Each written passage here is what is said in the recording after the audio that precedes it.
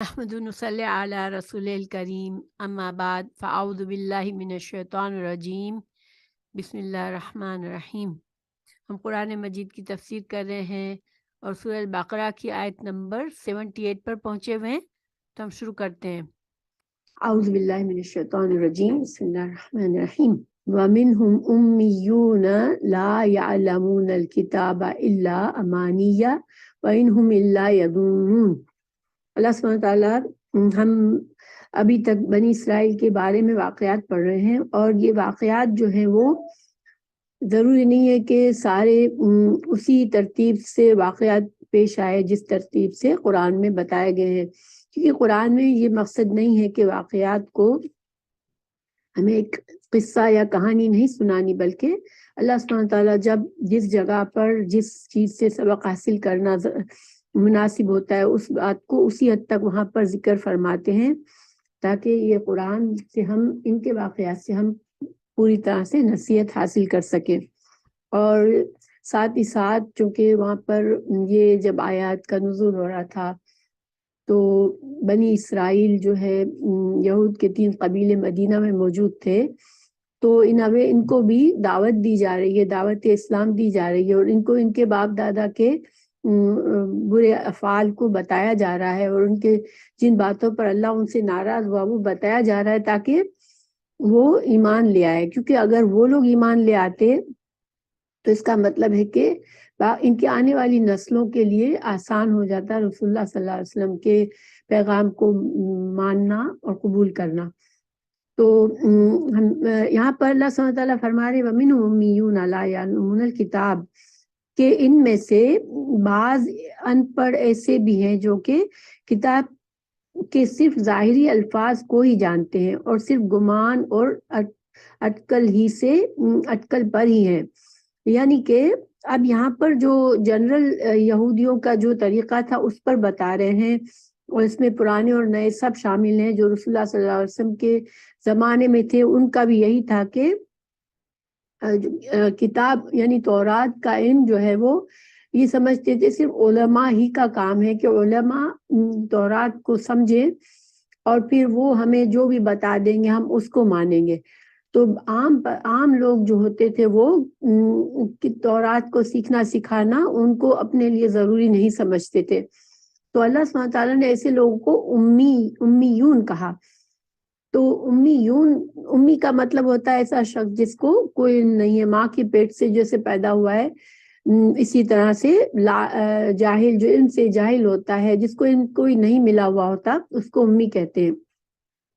اب دیکھیں ضروری نہیں ہے کہ وہ لوگ ان پڑھ تھے، ان کو دنیا کا علم ہو سکتا ہے کہ بہت زیادہ ہو،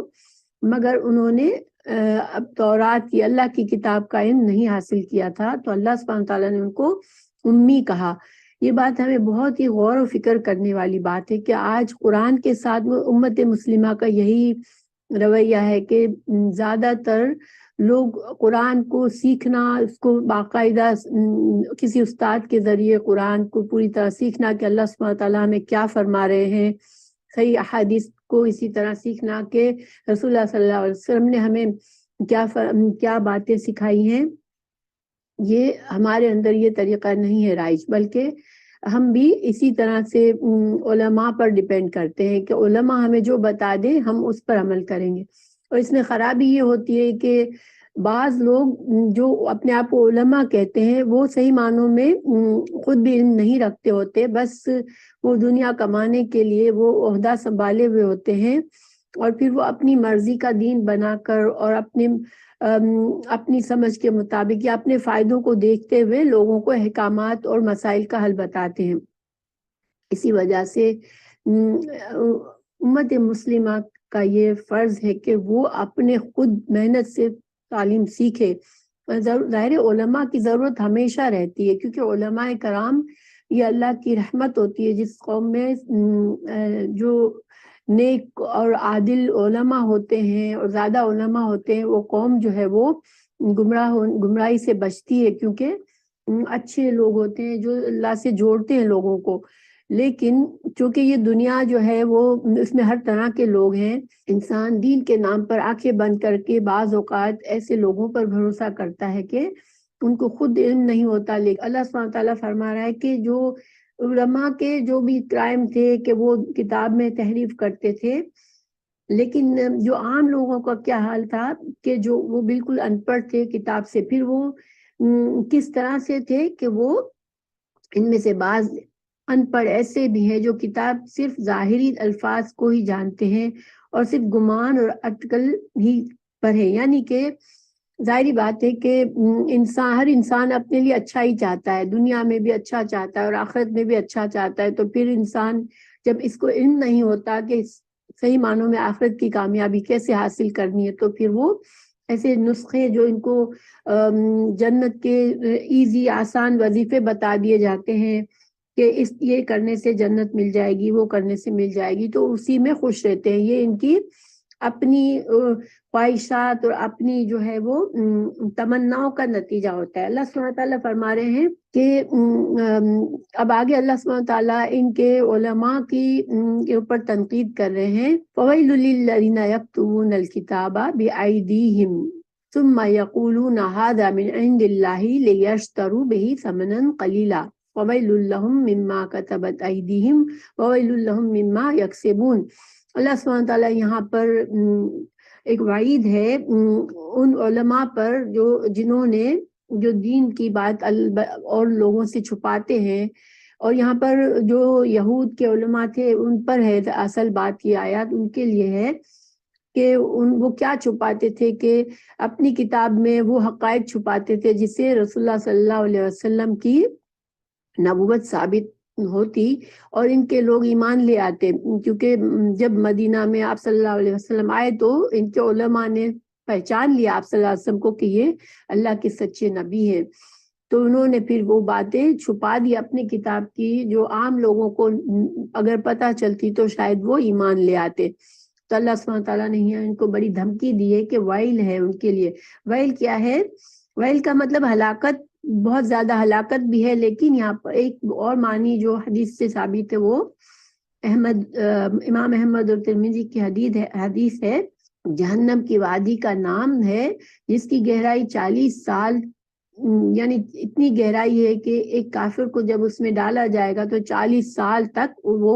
اس میں گرتا ہوا اس کے آخر تک پہنچے گا. یعنی اتنی زیادہ گہرائی ہے اس کی. چونکہ ان کا جرم بھی بہت بڑا ہے، یہ اللہ کی کتاب کا علم رکھتے ہوئے حق کو چھپا رہے ہیں، تو پھر ان کا اتنا بڑا ان کے لیے سزا بھی ہے. پھر دوسرا یہ لوگ ایسے یہ کرتے ہیں کہ وہ اپنے ہاتھ سے کتاب میں باتیں لکھتے ہیں اور پھر کہتے ہیں کہ یہ اللہ کی طرف سے ہے، اور ان کا مقصد صرف یہ ہوتا ہے کہ اس سے دنیا کے فائدے حاصل کرے، لوگوں سے پیسہ لے کر ان کی مرضی کے فتوے ان کو دے. تو اللہ سبحانہ تعالیٰ فرما رہے ہیں کہ ان کے ہاتھوں کی لکھائی کو اور ان کی کمائی کو ہلاکت اور افسوس ہے. تو یہ ظاہری بات ہے کہ جس قدر یہ بڑا جرم ہے اس قدر بڑی اس کی سزا کے لیے اللہ سبحانہ تعالیٰ نے یہاں پر خبر دی ہے. پھر یہ ان کے عقیدہ جس کی وجہ سے وہ اتنے گمراہی میں گرے ہوئے تھے، ان کا عقیدہ کیا تھا؟ وَقَالُوا لَن تَمَسَّنَا النَّارُ إِلَّا أَيَّامًا مَّعْدُودَةً قُلْ أَتَّخَذْتُمْ عِندَ اللَّهِ عَهْدًا فَلَن يُخْلِفَ اللَّهُ عَهْدَهُ أَمْ تَقُولُونَ عَلَى اللَّهِ مَا لَا تَعْلَمُونَ. تو یہ کہتے ہیں کہ ہم تو صرف چند روز جہنم میں رہیں گے.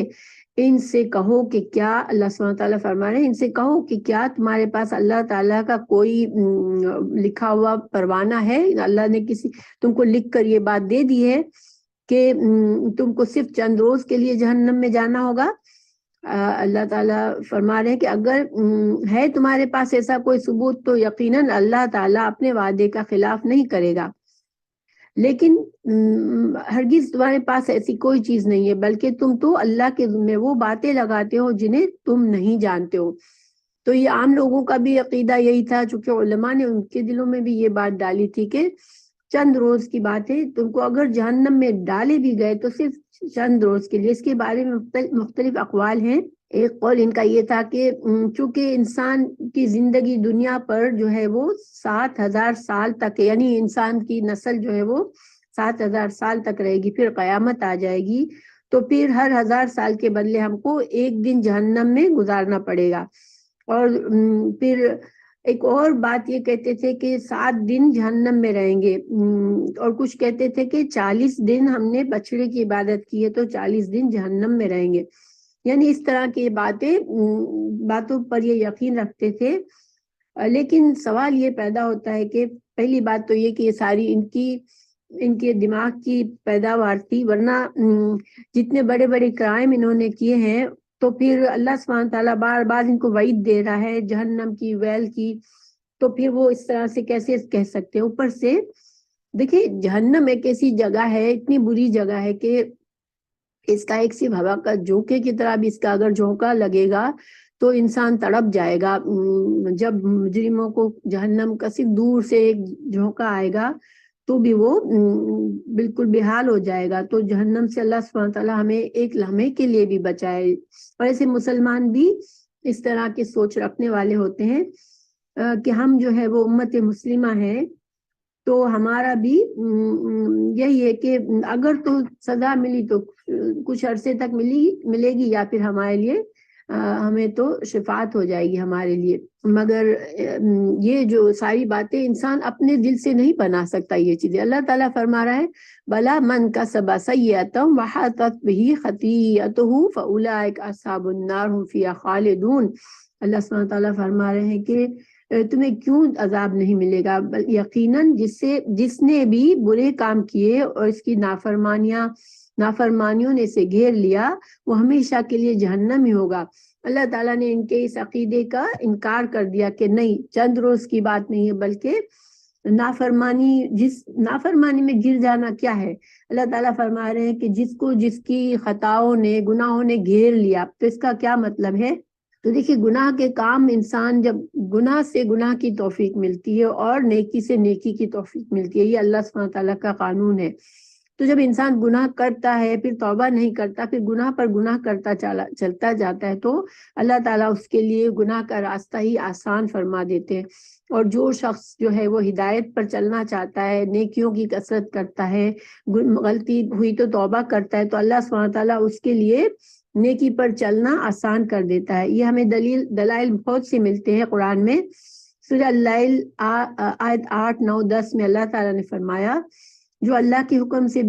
بے پرواہی کرے گا ہم اس کے لیے نافرمانی کا راستہ آسان کر دیں گے۔ یعنی جس نے پرواہی نہیں کی کہ مجھے اس دنیا میں مجھے اللہ کا فرمانبردار بن کر رہنا ہے، اپنی مرضی کی جس نے زندگی گزارنی ہے، جس نے گناہ پر گناہ کرنے، تو اللہ تعالیٰ اس کے لیے پھر گناہ کرنا آسان کر دے گا۔ اسی طرح حدیث میں ہے، بخاری کی حدیث ہے، اس کا مفہوم یہ ہے کہ جو اہل سعادت ہیں اللہ ان کو سعادت والے اعمال کی توفیق دیتا ہے، یعنی کہ جو نیک لوگ ہیں اللہ تعالیٰ جو نیکی کی کوشش کرتے رہتے ہیں تو پھر اللہ تعالیٰ ان کو توفیق بھی دے دیتا ہے اور ان سے نیک کام کرواتا ہے۔ اور اسی طرح جو برے اعمال، جو بدبخت ہے، جو برے اعمال جس کو پسند آتے ہیں، تو اس کے لیے اللہ تعالیٰ برے اعمال ہی کو آسان کر دے گا۔ تو اللہ سبحانہ تعالیٰ محفوظ رکھے۔ یہ ایک سزا ہے کہ انسان جس چیز سے محبت ہوتی ہے، جو چیز اس کے دل پر اثر کر رہی ہوتی ہے یا اس کے دل کو قابو کیے ہوئے، اللہ سبحانہ تعالیٰ اس کو اسی کے حوالے کر دیتا ہے۔ تو اللہ تعالیٰ سے دعا ہے کہ اللہ ہمیں محفوظ رکھے اور اللہ سبحانہ تعالیٰ ہمیں نیکیوں کو پسند کرنے والا بنائے۔ پھر اللہ سبحانہ تعالیٰ نے آگے فرمایا والذین آمنوا وعملوا الصالحات اولئک اصحاب الجنۃ هم فیہا خالدون۔ اللہ سبحانہ تعالیٰ نے اپنا قانون بتا دیا یہاں پر کہ جنت اور جہنم کا کیا قانون ہے اللہ کا، کہ جو ایمان لے آئے اور جو نیک اعمال کرے تو وہ جنت میں جائے گا اور ہمیشہ وہاں رہے گا۔ جس نے یعنی کہ اوپر بتا دیا کہ جس نے برے کام کیے اور اپنی برائیوں میں گر گیا تو وہ جہنم میں جائے گا۔ تو گویا کہ اللہ سبحانہ تعالیٰ کے نزدیک انسان کس نسل سے تعلق رکھتا ہے، کس قوم سے تعلق ہے اس کا، اس کے پاس کیا دولت ہے، اس کے پاس کیا دنیا کی نعمتیں ہیں، یہ ساری چیزیں اللہ سبحانہ تعالیٰ نہیں دیکھتا۔ اللہ سبحانہ تعالیٰ نے ہمیں پیدا کیا ہے تو جو چیز ہمارے لیے ہے وہ کیا ہے، ہماری اپنی نیت و اخلاص اور ہمارا عمل جو ہے وہ ہمیں کام آئے گا۔ پھر اللہ سبحانہ تعالیٰ آگے ایک اور ان سے جو میثاق کا مطلب ہوتا ہے پکا وعدہ لینا، تو اللہ تعالیٰ نے ان سے جو پکا ایک وعدہ لیا اس کے بارے میں ہمیں بتا رہے ہیں وَإِذْ أَخَذْنَا مِيثَاقَ بَنِي إِسْرَائِيلَ لَا تَعْبُدُونَ إِلَّا اللَّهَ وَبِالْوَالِدَيْنِ إِحْسَانًا وَبِذِي الْقُرْبَى وَالْيَتَامَى وَالْمَسَاكِينِ وَقُولُوا لِلنَّاسِ حُسْنًا وَأَقِيمُوا الصَّلَاةَ وَآتُوا الزَّكَاةَ ثُمَّ تَوَلَّيْتُمْ إِلَّا قَلِيلًا مِنْكُمْ وَأَنْتُمْ مُعْرِضُونَ۔ اللہ سبحانہ تعالیٰ فرما رہے ہیں کہ یاد کرو بنی اسرائیل جب تم سے وعدہ لیا گیا تھا کہ تم اللہ تعالیٰ کے سوا دوسرے کی عبادت نہ کرو گے اور ماں باپ کے ساتھ اچھا سلوک کرو گے اور اسی طرح قرابت داروں، یتیموں، مسکینوں کے ساتھ اور لوگوں سے اچھا سلوک کرو گے اور اچھی بات کہو گے، لوگوں سے نماز قائم کرو گے اور زکوٰۃ ادا کرو گے۔ اور نماز اور زکوٰۃ کا یہ حکم بنی اسرائیل کا ہے تو گویا کہ ان کے لیے بھی یہ عبادتیں فرض تھی۔ پھر اللہ تعالیٰ فرمایا لیکن تھوڑے سے لوگوں کے علاوہ تم سب پھر گئے اور منہ موڑ لیا۔ تو یہ جو وعدہ ہے اس میں اسلام کے بنیادی احکامات ہیں اور اللہ سبحانہ تعالیٰ نے امت مسلمہ سے بھی اسی قسم کا وعدہ سورہ النساء کی آیت 36 میں لیا ہے۔ تو عبادات اور معاملات میں جو بنیادی احکامات ہیں وہ ان کی شریعت میں بھی جو تھے وہی ہمارے لیے بھی ہے، اسی طرح نماز اور زکوٰۃ بھی۔ ہاں طریقہ ظاہر ہے کہ شریعت کا تھوڑا مختلف ہو سکتا ہے، لیکن یہ عبادات ان کے لیے بھی فرض تھی، ہمارے لیے بھی فرض ہے۔ اور اللہ سبحانہ تعالیٰ نے یہ سارے احکامات تمام بندوں کے لیے پسند فرمائے ہیں جو اس آیت میں بتائے۔ تو اس میں دیکھیں غور کرنے کی بات یہ ہے کہ اللہ سبحانہ تعالیٰ نے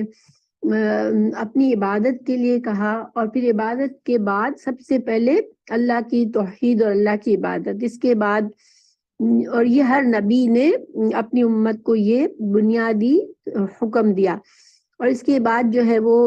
والدین کے ساتھ حسن سلوک، تو والدین کا اللہ تعالیٰ نے اتنا درجہ رکھا ہے کہ کئی بار اللہ تعالیٰ نے قرآن میں اللہ کی عبادت کے بعد جو اگلا حکم دیا ہے وہ والدین کے ساتھ حسن سلوک کا حکم دیا ہے۔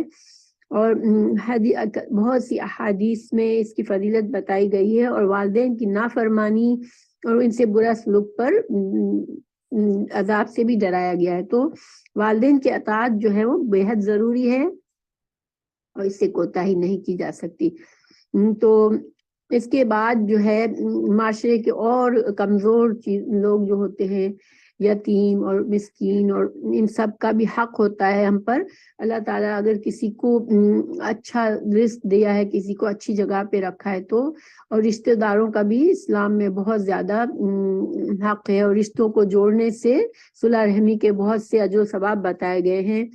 پھر یتیموں مسکینوں کے ساتھ حسن سلوک اور لوگوں سے اچھی بات کرنا۔ دیکھیں یہ زبان جو ہے نا انسان کی، اس سے انسان بہت سی نیکیاں کما سکتا ہے اور انسان اپنی زبان سے برباد و تباہ اور جہنم میں جا سکتا ہے، کیونکہ زبان کے گناہ بہت آسانی سے ہوتے ہیں۔ تو انسان ہمیشہ اگر اللہ کا ڈر ہے اس کے دل میں تو وہ لوگوں سے اچھی بات کرے، ورنہ پھر خاموش رہے۔ تو اسلام کی جو نماز اور زکوٰۃ کی عبادت بھی پچھلی شریعتوں میں آئی، تو اور جو اسلام میں بھی ہم حدیث کے مطالعے سے ہمیں پتہ چلتا ہے کہ اگر کوئی انکار کر دے کہ نہیں میں نہیں مانتا کہ میں نماز پڑھنے کو میں نہیں مانتا، میں اچھا انسان ہوں، میں مسلمان ہوں مگر نماز کو ضروری نہیں سمجھتا یا میں زکوٰۃ کو ضروری نہیں سمجھتا، تو اس کے ایمان کامل نہیں ہے۔ حضرت ابوبکر صدیق نے بھی ان کے عہد خلافت میں ایسے لوگوں سے باقاعدہ جہاد کر کے ان سے جو لوگ مطیع ہو گئے تو انہوں نے زکوٰۃ کا قبول کیا دینا، ورنہ ان کو اسی طرح ٹریٹ کیا گیا جیسے کہ وہ مسلمان نہیں ہے۔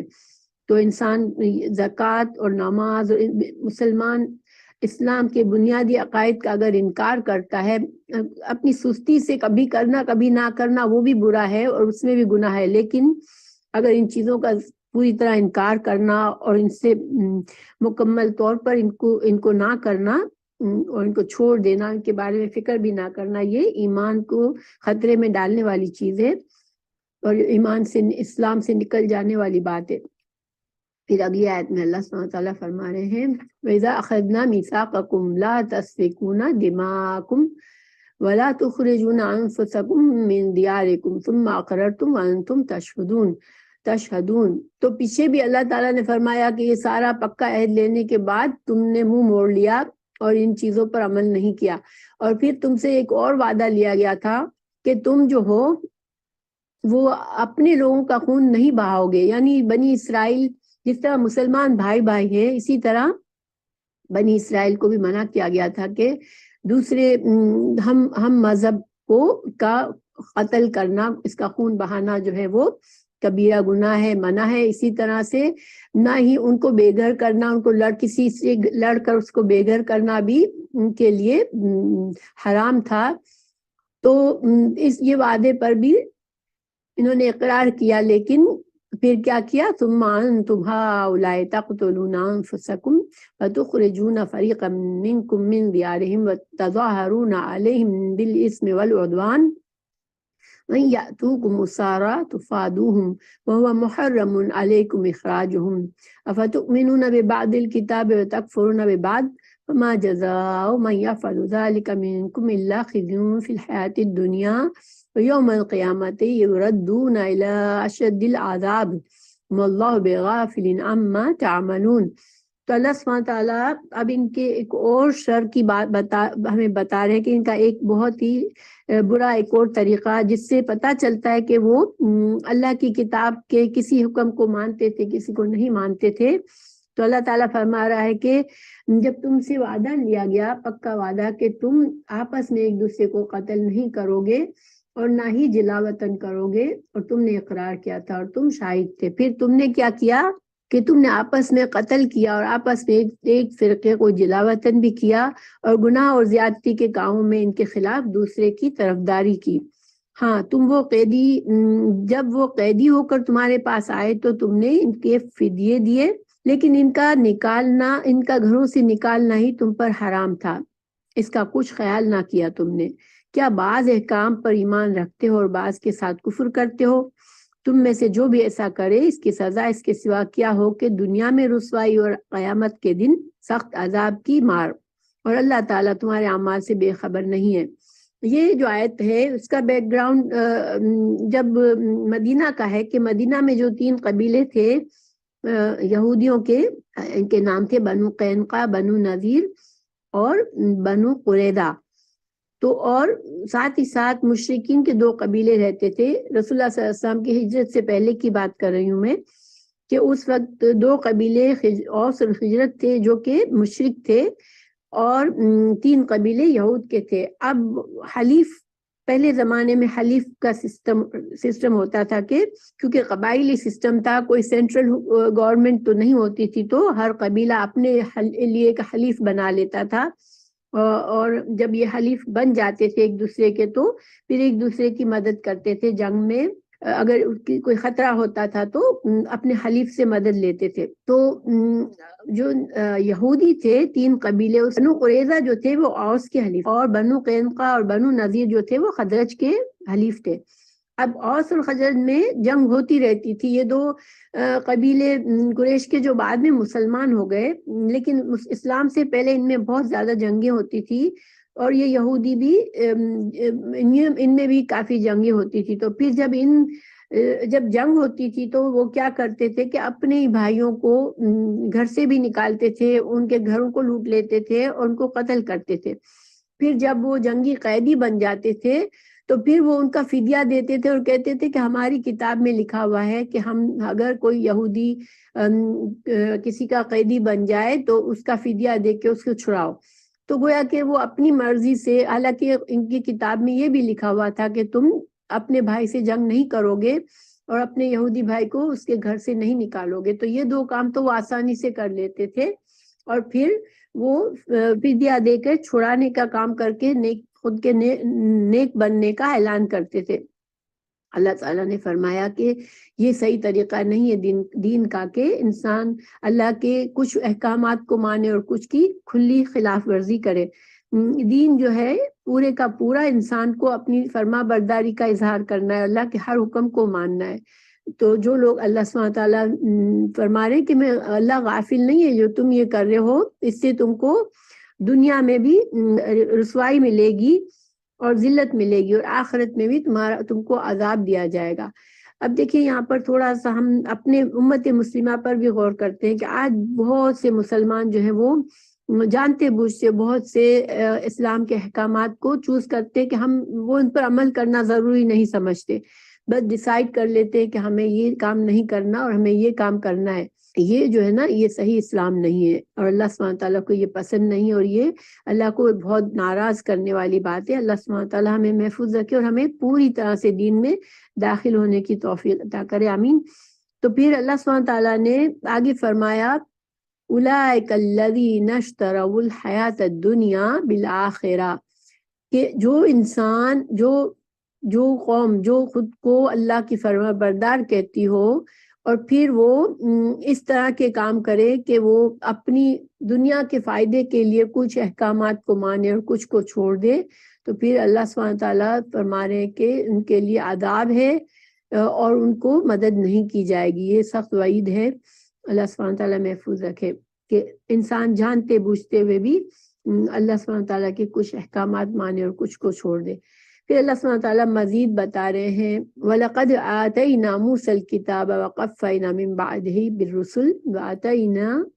عِيسَى ابْنَ مَرْيَمَ الْبَيِّنَاتِ وَأَيَّدْنَاهُ بِالْروحِ الْقُدُسِ فَكُلَّمَا جاءكم رسول بما لا تهوى أنفسكم استكبرتم ففريقا كذبتم وفريقا تقتلون. اللہ سبحانہ تعالیٰ فرما رہے ہیں کہ اللہ تعالیٰ نے حضرت موسیٰ علیہ السلام کو اللہ تعالیٰ نے تورات دی اور ان کے بعد کئی رسول پے در پہ بھیجے،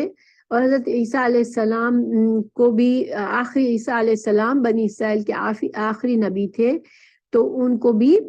بہت سے معجزات دیے. اور روح القدس یہاں پر حضرت جبرائیل ہیں، تو حضرت جبرائیل علیہ السلام کے ذریعے حضرت عیسیٰ علیہ السلام کو بہت سے معجزات دیے. اور حضرت عیسیٰ علیہ السلام جو تھے وہ مردوں کو زندہ کرتے تھے اور بیماروں کو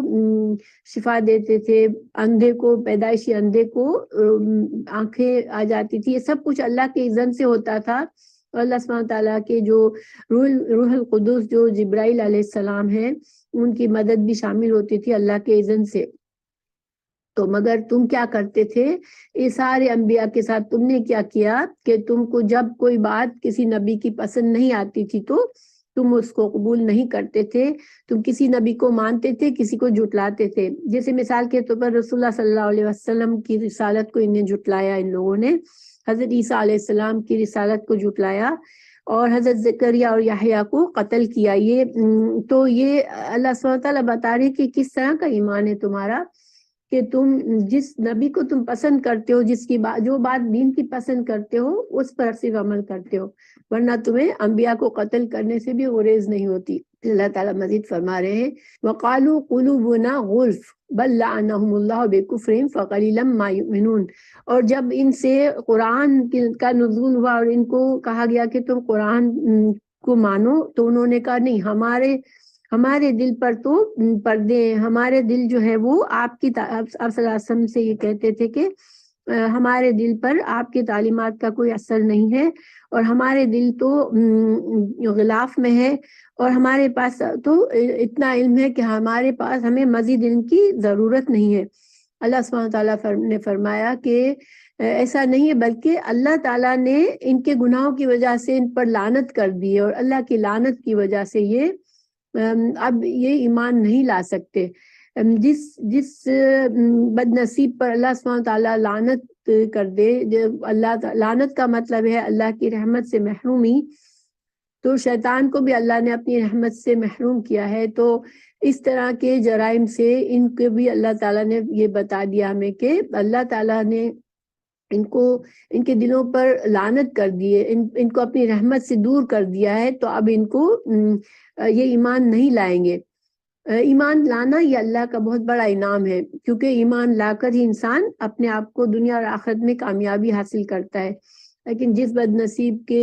ایمان لانے کی صلاحیت ہی ختم ہو جائے، اللہ سبحانہ تعالیٰ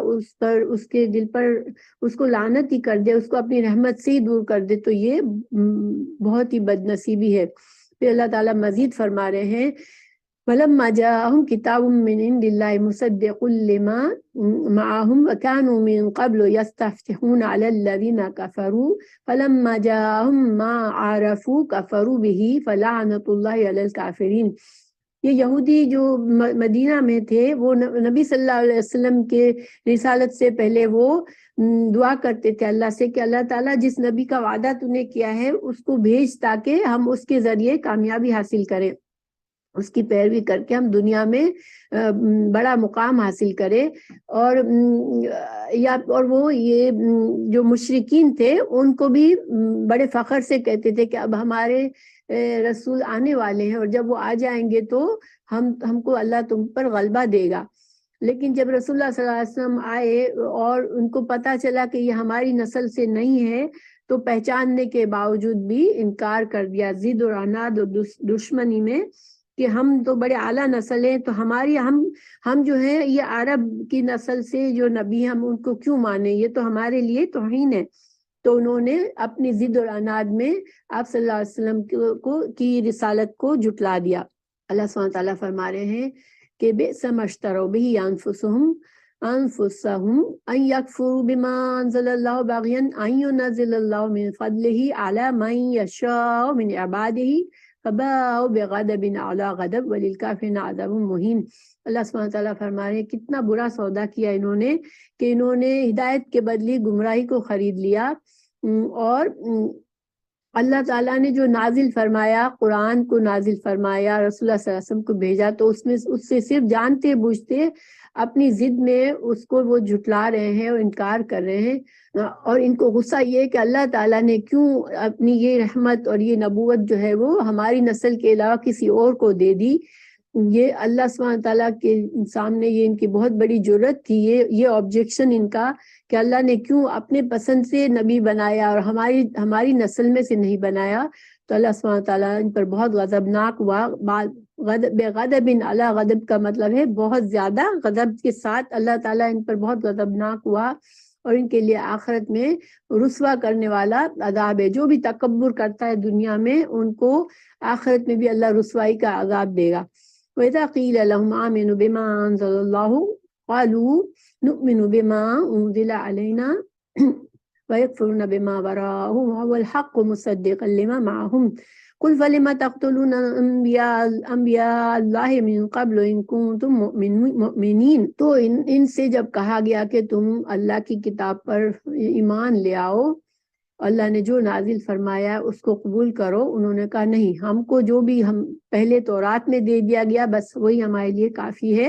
اس کے علاوہ ہم کسی اور کو نہیں مانیں گے۔ اللہ تعالیٰ نے فرمایا کہ تم تورات پر بھی کب عمل کرتے تھے؟ تم نے تو تورات کو بھی